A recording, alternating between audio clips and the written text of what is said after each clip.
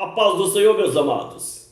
Eu sou o pastor Adelci dos Reis. Estamos aqui novamente para comentar hoje sobre a lição 10 da revista da nossa escola dominical, que tem como título Só o Evangelho muda a cultura humana. O texto áureo nos diz: porque eles mesmos anunciam de nós qual a entrada que tivemos para convosco, e como dos ídolos vos convertestes a Deus, para servir ao Deus vivo e verdadeiro. 1 Tessalonicenses capítulo 1, versículo 9. Verdade prática. Em consequência do pecado, não há culturas inocentes nem inofensivas, mas todas elas podem ser transformadas pelo Evangelho de Cristo. Amados, hoje nós vamos tratar deste assunto tão especial que marca a transformação do ser humano através do Evangelho de Cristo. E hoje nós vamos estudar acerca da transformação cultural. O que o Evangelho ele pode fazer através da pregação do Evangelho na cultura humana. Nós sabemos, amados, que quando o homem pecou, nós vemos que a natureza humana ficou corrompida, caída. O homem ele ficou tendencioso ao pecado. A maldade começou a fazer parte do caráter humano. O caráter do ser humano ele se tornou maléfico, tendente ao pecado, tendente ao mal. Nós vemos que ao longo das civilizações e das culturas, o pecado ele sempre foi ganhando espaço, sempre foi corrompendo mais o ser humano. Vemos então a maldade fazendo parte das civilizações, dos grupos sociais, da sociedade, crimes, violência, tragédia. Nós vemos, por exemplo, prostituição, adultério, violência de todas as formas. E o ser humano chegou a um estágio tão degradante e sempre indo de mal a pior. Com o advento de Cristo, que trouxe o Evangelho para a salvação do ser humano, para a transformação da vida humana, o Evangelho conseguiu resgatar vidas que estavam à margem da sociedade, vidas que eram nocivas à sociedade, através do Evangelho de Cristo. Estas vidas que outrora eram nocivas, elas puderam ser transformadas em novas criaturas, sendo pessoas benéficas à sociedade. Hoje nós vemos esse assunto especial, que só o Evangelho ele tem a capacidade de fazer isso, porque o homem, na vida pecaminosa, ele vai sempre de mal a pior. Mas o Evangelho, ele resgata, ele muda o ser humano, faz o ser humano ter uma nova visão de vida, uma nova visão de Deus, um novo viver em sociedade. E hoje nós vamos estudar esse assunto e já no ponto primeiro, no capítulo 1, nós vemos aqui sobre o poder do Evangelho mudando a cultura humana. No tópico 1 nos diz o que é a cultura. Nós vemos, amados, que no ponto 1 nós vemos a definição de cultura. Primeiramente, nós precisamos compreender o que é cultura, porque esse termo ele é muito abrangente. Mas hoje, em nossos dias, nós vemos que a cultura ela tem várias ramificações, mas em linhas gerais nós podemos definir a cultura como sendo o conjunto de comportamento de um grupo social, de uma sociedade. Vemos também, meus amados, que a cultura ela tem as suas bases fundamentadas nas crenças, tem as suas bases fundamentadas nos costumes, nas artes, nos valores, nos padrões sociais, na tradição cultural, religiosa, material, enfim. A cultura é um termo muito abrangente. Hoje nós vamos ver que o evangelho ele pode atingir a cultura como um todo. No ponto de número 2, nós vemos aqui a cultura dos gentios. Veja, meus amados, a cultura dos gentios, ela teve o seu início lá na planície de Sinear, na Mesopotâmia, quando Deus confundiu a língua dos homens em Babel. A partir dali, os grupos que falavam o mesmo idioma, eles se instalaram em lugares diferentes, construindo civilizações. E ali começou então as nações gentílicas, o gentilismo. O que faltou ali naquela cultura foi um conhecimento de Deus, porque não tinha uma pessoa para propagar Deus à vida daqueles povos. Não havia um grupo, não havia uma religião formada. Então cada um tinha o seu ponto de vista e pouco a pouco o desconhecimento de Deus foi sendo propagado entre aquela nova civilização. À medida que o nome de Deus começou a ser esquecido, a ser colocado de lado, o vazio no coração do ser humano aumentava. E ele então, para satisfazer este vazio, ele procurou então outras formas de adoração, e foi assim que iniciou o paganismo, iniciou também o politeísmo, que fez parte das nações gentílicas.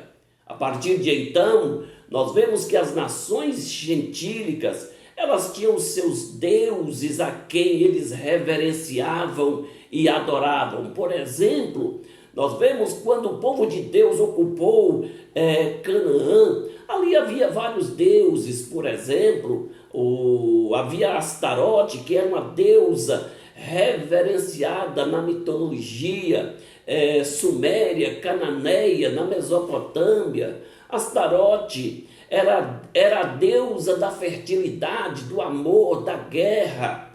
Era tida como esposa de Baal. Nos rituais de adoração a Astarote envolvia orgias, sexo, onde homens e mulheres se prostituíam à luz do dia. Havia também o deus Baal, que era o deus da agricultura, o deus do sol, da lua, do trovão, era o deus da colheita. E vemos também, amados, que Baal significa marido, senhor e dono, por acreditar que ele era o marido de Astarote, ele era o senhor e o dono da terra. Mas a Bíblia diz que do Senhor Deus é a terra e a sua plenitude, o mundo e todos aqueles que neles habitam. Nos rituais de adoração a Baal, envolvia também orgias e sexo, envolvia sacrifício de crianças, conforme Jeremias no capítulo 19 e o versículo de número 5. Então, amados, na cultura gentílica, nós vemos ali o politeísmo, adoração a vários deuses. E hoje nós podemos ver que tudo o que acontece acerca de pecado, no que diz respeito à religiosidade, também teve origem lá no passado. Nós vemos que a antropologia cultural hoje vê muitas formas de pecado como algo meramente social ou cultural. Nós vemos que tudo isso teve uma origem no paganismo. A A prostituição, por exemplo, nós vemos lá, antes mesmo do dilúvio, nós vemos entre a família de Lameque, uma das suas filhas, dando início à prostituição.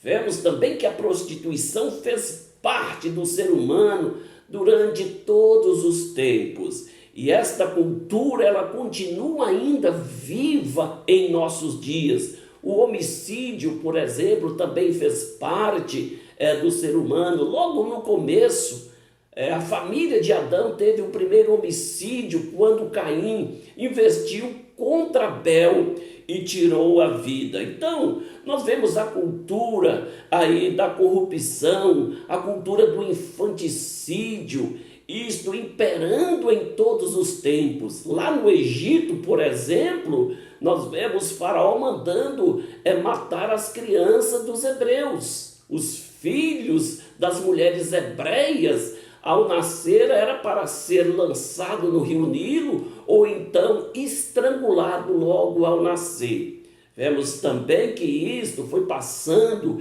em gerações. Nos tempos de Jesus ainda vemos Herodes mandando destruir as crianças. O que é isto? A cultura do infanticídio, a cultura do assassinato de criança. E vemos isto acontecendo também em muitos países. Ainda hoje o aborto marca presença em muitos países que têm liberado esta prática tão abominável. Então toda forma de conflito social teve origem lá no passado e hoje está proliferando cada vez mais. No ponto de número 3, a cultura do povo de Deus. Veja, amados, no que diz respeito à cultura do povo de Deus, todo esse processo ele é fundamentado na Bíblia, a palavra do Senhor.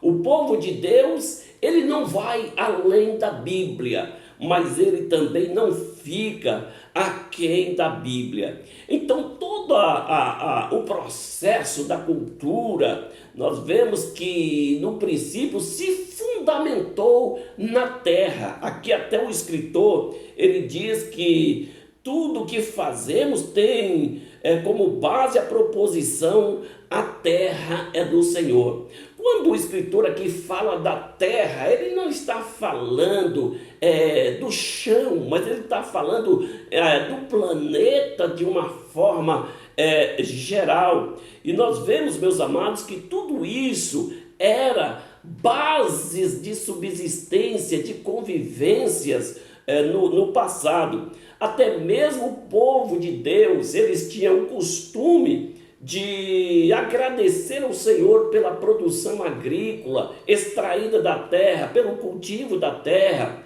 Havia a festa da colheita, que era uma forma de manifestar gratidão a Deus pela produção que eles haviam tido naquele ano. Então isso era uma coisa agradável, atribuía tudo isso ao Senhor. Então, meus amados, nós vemos que até hoje, nós vemos que isto aí é algo precioso para aquele que reconhece a grandeza de Deus, que serve ao Senhor. Então, tudo que nós fazemos, nós devemos reconhecer que Deus ele está acima de todas as coisas. Amém?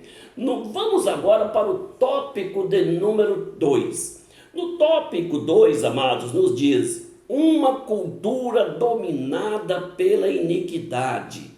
Veja, meus amados, no ponto primeiro aqui nos diz a cultura original.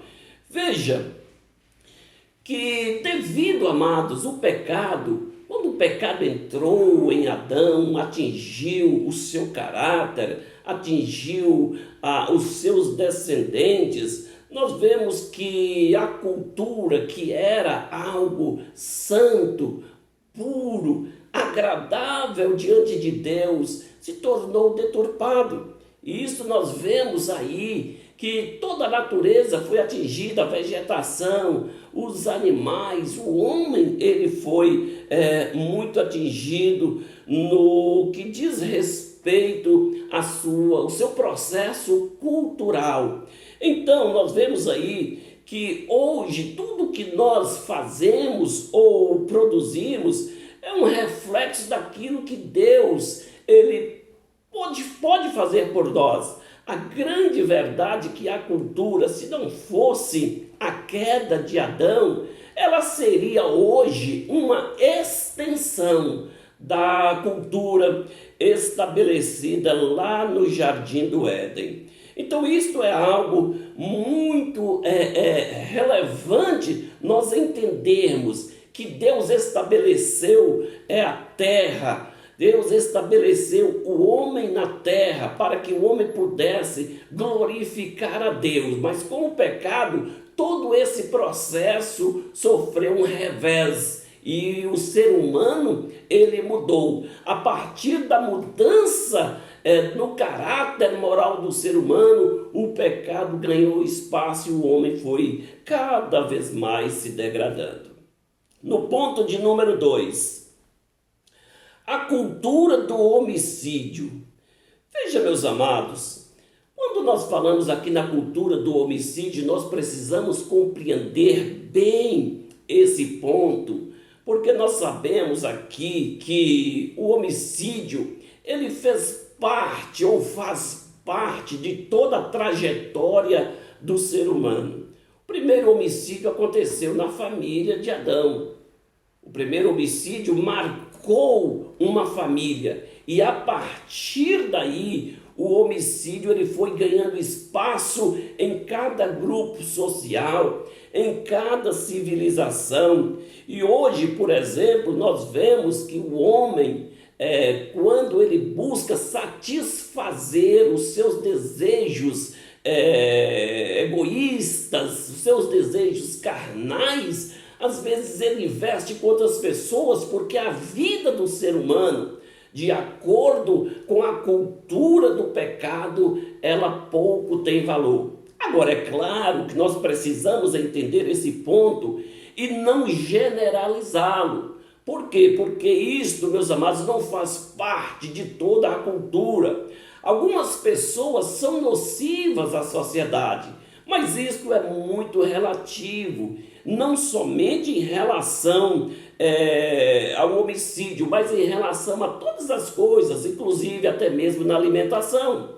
Por exemplo, aqui no Pará, nós temos a cultura da culinária referente ao tacacá, mas nem todos os paraenses gostam de tacacá. Assim também, como existe a cultura baiana do acarajé, mas nem todos os baianos eles gostam de acarajé. Assim também nós precisamos entender que aqui nesse ponto nós precisamos levar em conta que a nocividade do ser humano está baseada no pecado e na maldade.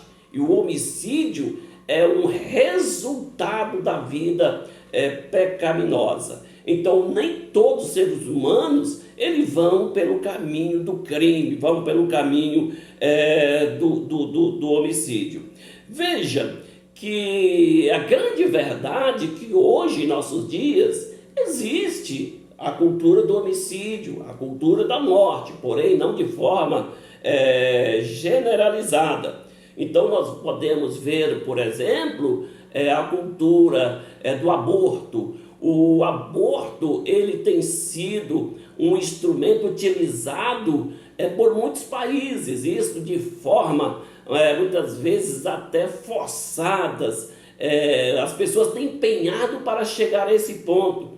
Então hoje vemos muitos países onde tem a legalidade do aborto, ou seja, a legalidade para tirar a vida. Nós vemos aqui, por exemplo, o Uruguai, os Estados Unidos, Canadá, a Espanha, a Noruega, que é um país que foi basicamente na reforma protestante, ele ganhou espaço Hoje, a cultura do aborto opera lá, Polônia. Então, muitos países europeus e asiáticos, como, por exemplo, Japão, essa cultura do aborto está impregnada. Então, tudo isso aí é manifestação do pecado, o prazer em tirar a vida para satisfazer os seus propósitos egoísticos. Então, nós vemos, por exemplo, a eutanásia. A eutanásia é aquela forma de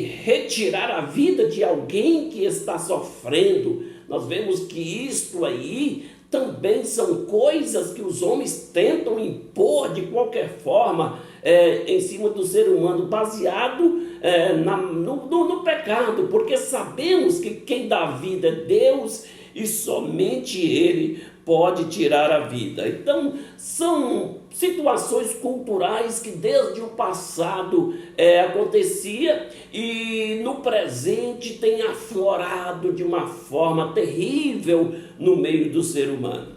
No ponto 3, a cultura do erotismo. Veja, meus amados, cultura do erotismo. Para nós entendermos esta cultura, nós precisamos entender o que é erotismo. O erotismo é o estímulo ou exaltação sexual sem a prática do sexo explícito. Por exemplo, na cultura do erotismo, nós podemos ver palavras eróticas que são usadas para estimular a sexualidade das pessoas. Por exemplo, vemos também as danças. Isso aconteceu desde o passado, lá no Egito, já aconteciam as danças sensuais para chamar a atenção dos nobres, estimular a sexualidade das pessoas nobres daquele tempo. Vemos também em vários reinos, até mesmo no Novo Testamento, nós vemos o caso que dançou lá perante Herodes. Então, amados, a gente vê que isto tem proliferado de uma forma terrível no meio do ser humano. E vemos também o erotismo muitas vezes nas vestes sensuais, vestes muito curtas que chamam a atenção, que ficam quase expostas às suas partes íntimas, vestes apertadas que mostram as curvas do corpo e também vestes transparentes que mostram algumas partes íntimas, tudo para chamar a atenção. Aí fica a pergunta, a troco de quê? Por que essas coisas acontecem? O que está por trás de tudo isso aí? Nós vemos que isso acontece devido ao lançamento das modas, mas quem são estes que ditam as modas? Quando nós vamos ver o histórico, nós vemos pessoas que não têm nenhum compromisso com Deus nem com a sua palavra. Mas o pior é que muitas vezes esta cultura, ela vem entrando pouco a pouco dentro até mesmo das igrejas, em nome da moda. As pessoas fazem isso, se expõem de uma forma tão pecaminosa, de uma forma em que se expõe as pessoas à lascívia, e a lascívia é uma forma de pecado. Todas as pessoas que se expõem desta forma, na verdade estão cometendo o pecado da lascívia. E isso, meus amados, sabemos que também tem uma influência das trevas nisso aí. Então, isto que é colocado da forma de cultura, colocado de uma forma que é comum e é normal, nós vemos que tem outras coisas por trás de tudo isso aí. Por que uma senhora, ela se expõe o seu corpo, o qual ela deveria reservar somente para o marido? Por que homem se expõe de tal forma a chamar a atenção? Nós vemos que tudo isso aí tem o pecado como base. Nas suas origens tem o pecado, na sua origem tem as trevas envolvidas em tudo isso aí. No Ponto de número 4. A cultura do consumismo irrefreado. Essa cultura do consumismo, meus amados, ela em nossos dias, ela é terrível. Ela tem atingido muitas vidas, tem estragado muitas famílias, tem levado famílias ao divórcio, tem colocado famílias em dificuldade. Nós vemos que hoje, em nossos dias, essa cultura do consumismo, ela tem sido facilitada com os meios de comunicação, que muitas vezes traz a cultura do consumismo para dentro da nossa sala, através da televisão. Por exemplo, nós vamos citar aqui um exemplo, a Coca-Cola. A Coca-Cola faz uma propaganda usando aquele refrigerante somente com imagens extraordinárias, bem produzidas, chamando a atenção ali em festas, em alegria, em comemorações. Mas vemos que são gastados milhões para atrair o ser humano àquele refrigerante. Por que isso? Por que se gasta milhões? A grande verdade é que o investimento não está nos adultos, está nas crianças que vão crescendo e vão então se envolvendo naquilo, passam a ser consumidores daquele refrigerante, não importando com os males que podem ser adquiridos através do excesso do consumo daquele refrigerante. E vemos isso em tantas coisas, meus amados. E muitas vezes as pessoas entram em dificuldade apenas pelas propagandas, são sensíveis às propagandas, o desejo de ser consumista, essa sociedade consumista que são estimulada a isso. Mas nós precisamos ter equilíbrio para nós fazermos as coisas de forma coerente. Nós vemos que tudo isso, amados, vem do passado, mas em nossos dias está aflorada de uma forma terrível. Nós precisamos ter coerência e precisamos ter equilíbrio. Por exemplo, talvez na nossa casa, de repente nós podemos estar precisando de uma nova geladeira porque a nossa geladeira velha quebrou. Talvez estamos precisando de um micro-ondas. Mas nós vamos fazer aí uma análise, qual a necessidade. Você pode dizer, eu necessito de uma geladeira e necessito de um micro-ondas. Mas dentre essas necessidades, qual seria a prioridade? A geladeira ou o micro-ondas? Claro que seria a geladeira.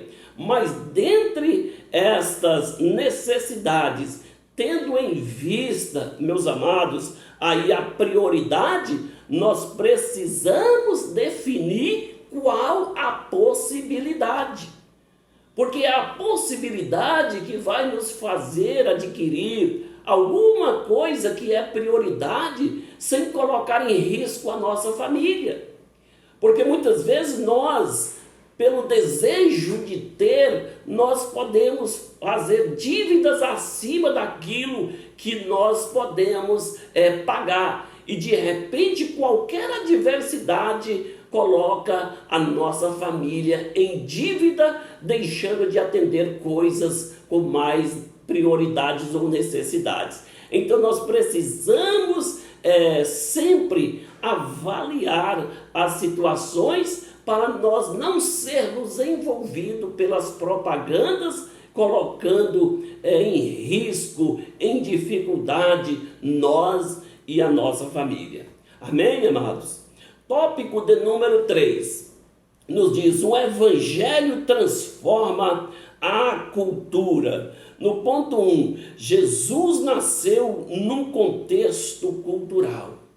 O Evangelho ele é capaz de transformar a cultura.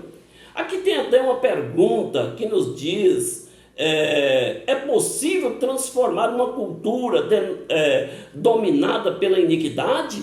É possível transformar uma cultura que é dominada pelo pecado, pela iniquidade. Veja, o Evangelho ele tem essa capacidade. O apóstolo Paulo apresenta na sua carta aos Efésios, no capítulo 4, e o versículo 22 em diante, o apóstolo Paulo diz: quanto ao trato passado, nós devemos despojar do velho homem e nos revestir do novo homem. Nós devemos então deixar a mentira que faz parte do velho homem, da cultura pecaminosa, e passar a falar a verdade. Nós precisamos deixar de irar. A Bíblia diz: irais, mas não pequeis. Então nós precisamos ter a nossa vida moldada pela palavra, pelo evangelho. O apóstolo Paulo diz: aquele que furtava, não furte mais, trabalhe. O furtar é da vida pregressa, da vida pecaminosa, da cultura destruída pelo pecado. Mas o andar na verdade, o trabalhar, produzir com as suas mãos, é uma nova transformação que chega ao ser humano através do evangelho. Veja que o apóstolo Paulo, ele continua dizendo: não saia da sua boca nenhuma palavra torpe. Tudo isso faz parte do linguajar pagão, profano, pecaminoso, que o evangelho ele é capaz de transformar. Jesus ele nasceu no contexto cultural entre três culturas. Primeira, a cultura judaica, com as suas tradições, com as suas leis morais, leis civis, leis cerimoniais, os costumes, a tradição dos anciãos. Ele nasceu naquele contexto cultural, e religioso. Ele teve que cumprir todos os requisitos da lei. Mas vemos também que naquele contexto havia também o contexto da cultura grega, que é a cultura do pensamento, da filosofia, que era propagado naquele tempo. Também a cultura romana, que era a cultura aí onde era a política dominante, com as suas regras, com as suas leis impostas. Jesus nasceu nesse contexto, mas ele veio para mudar a cultura, ele veio para mudar os costumes, os padrões humanos. Ele disse: eu vim para que todos tenham vida e tenham vida em abundância. Jesus ele chamou todas as culturas, nações, povos, ele chamou a si, disse: vinde a mim todos que estáis cansados e oprimidos, e eu vos aliviarei. Tomai sobre vós o meu jugo, aprendei de mim, que sou manso e humilde de coração, e acharei descanso para vossas almas. Meu jugo é suave, meu fardo é leve. Veja que aquele contexto cultural que havia, onde judeus não entendiam com samaritano, onde havia divergência entre judeus e gentios no contexto religioso, havia divergência dentro da própria religião entre fariseus, saduceus, herodianos, essênios, as diferenças culturais. Jesus ele chama todos para agregar a si, onde ele formaria um só povo. E esse povo seria um povo liberto, transformado, redimido, com nova esperança, com uma fé viva e atuante, porque esse povo formaria a sua igreja. E a igreja do Senhor ela é formada de nações, de povos, nações, todos num só propósito, formando uma unidade em Cristo Jesus. Só Jesus ele pode fazer isto. No ponto de número 2, o evangelho transforma a cultura. O evangelho transforma a cultura? Sim. O evangelho ele é capaz de transformar qualquer contexto cultural. Eu dei exemplo na lição de número 8, por exemplo, uma tribo indígena convertida ao Senhor, e eu quero até citar novamente esse ponto de vista aqui. Uma tribo indígena que tem os seus padrões, os seus costumes pagãos, eles quando se convertem a Cristo, ele tem as suas demandas remodeladas no contexto cristão. Eles passam agora a viver de acordo com o padrão de Cristo. Eles precisam remodelar sua cultura pagã. Mas vemos também que todo esse processo cultural essa civilização, ela precisa ser ajustada, adequada a esta nova vida, sem ter prejuízo da sua história, sem prejuízo da cultura, mas um ajuste a um viver cristão, a um viver dentro do padrão do Evangelho, porque o Evangelho, ele tem poder para transformar, para adequar, para colocar as pessoas em uma nova forma de vida. O Evangelho faz isso, ele muda as pessoas. Uma pessoa, por exemplo, que muitas vezes moram em lugares distantes, onde tem uma família, e aquela família, ela tem muitas vezes filhos, vivem em lugares onde não tem escola, onde não tem saúde, onde não tem assistência, as dificuldades. Essas pessoas, quando se convertem a Cristo, eu já tenho visto muito isso, se convertem a Cristo, a mentalidade começa a mudar, porque a vida de pecado fica para trás, as pessoas começam a olhar para frente. Daí vem a valorização da família. As pessoas, os pais, já começam a entender que os filhos, eles precisam agora ser mais assistidos na escola, ser mais assistidos na saúde, eles vão procurar melhorias. E a partir daí, então, nós vemos que através do Evangelho as pessoas pegam outros rumos. Filhos vão estudar, vão conquistar espaço na sociedade. Enfim, nós vemos pessoas que muitas vezes eles saíram de lugares ermos para vir dar oportunidade aos filhos e através do Evangelho eles conquistaram espaço. Porque o Evangelho tem esse poder também social, de socializar as pessoas. Então, o Evangelho ele transforma a cultura das pessoas. Na terceira viagem do apóstolo Paulo, nós vemos que ele chegou na cidade de Éfeso. Quando ele chegou em Éfeso, a pregação do Evangelho, o Evangelho de Cristo, ele influenciou tanto aquela cidade, que aqueles homens que viviam de artes mágicas, eles venderam seus livros, ou melhor, queimaram seus livros que valiam, tinham um valor em moedas de prata, destruíram seus livros em praça pública. Por quê? Porque o Evangelho é capaz de fazer isso. Nós não temos capacidade para fazer isso e nem podemos fazer, mas o Evangelho pode mudar a atitude, pode mudar o comportamento, pode mudar padrões das pessoas e eles então, à medida que a palavra ele entra na vida deles, eles podem compreender que agora eles são nova vida, nova criatura e tem que viver uma nova vida pautada nas verdades do Evangelho. No ponto de número 3, os crentes de Corinto, um exemplo de influência do Evangelho. Veja, meus amados, a cidade de Corinto era uma das cidades mais terríveis, promíscua que havia na Grécia.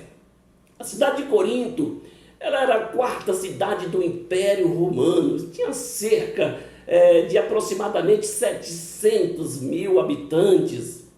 É uma cidade estratégica porque ela tinha 2 portos, do qual era muito movimentado, onde as pessoas elas vinham para Corinto a fim de estabelecer negócio, o escambo, a troca de mercadoria. E vemos, meus amados, que aquela cidade tinha uma colônia grande de judeus, tinha os nativos, os gregos ali em Corinto, tinha uma pequena classe dominante que era dos líderes romanos, mas o pior, mais de 60% daquela cidade de Corinto era de escravos que estavam ali, escravizados para trabalhar, para atender a demanda naqueles 2 portos. Mas a cultura daquela cidade era corrompida, era uma cidade marcada pelo pecado, pela prostituição, tendo em vista que ali em Corinto havia o templo da deusa Afrodite, a deusa Vênus, deusa do sexo, e havia naquele templo mais de 1000 prostitutas que estavam ali a serviço da adoração a Afrodite, para atender todos aqueles turistas que iam ali a fim do mercado do sexo. Então, numa cidade podre, corrompida pelo pecado, todo tipo de maldade havia ali. Mas o apóstolo Paulo, ele chegou na cidade de Corinto com o evangelho. E vemos que o evangelho, meus amados, transformou muitas vidas ali. É bem verdade que o processo cultural naquela cidade onde o pecado imperava, onde o sexo fazia parte do cotidiano daquelas pessoas, o evangelho ele precisou ser aplicado com muita força naquele lugar para a transformação de vidas. Mas o que nós vemos na história da cidade de Corinto? Uma igreja que cresceu, uma igreja que agregou muitas vidas, muitas pessoas, bem verdade, que tinham seus problemas internos, mas aquelas vidas que vieram ali, vieram por causa do evangelho, pela transformação do evangelho. E todas aquelas pessoas que agregaram a igreja, judeus, escravos, romanos e gregos, eles formaram ali um só povo. Aquela distinção que havia entre gregos e escravos, entre romanos e judeus, foram quebradas ali. E todo aquele povo que se agregou a Cristo através do evangelho, nós vemos Paulo chamando ele de irmãos, chamando ele de santos em Cristo Jesus. Que coisa extraordinária! Só o evangelho pode fazer isso na vida das pessoas. Amém, amados? Que Deus nos abençoe. Tenham todos uma boa aula.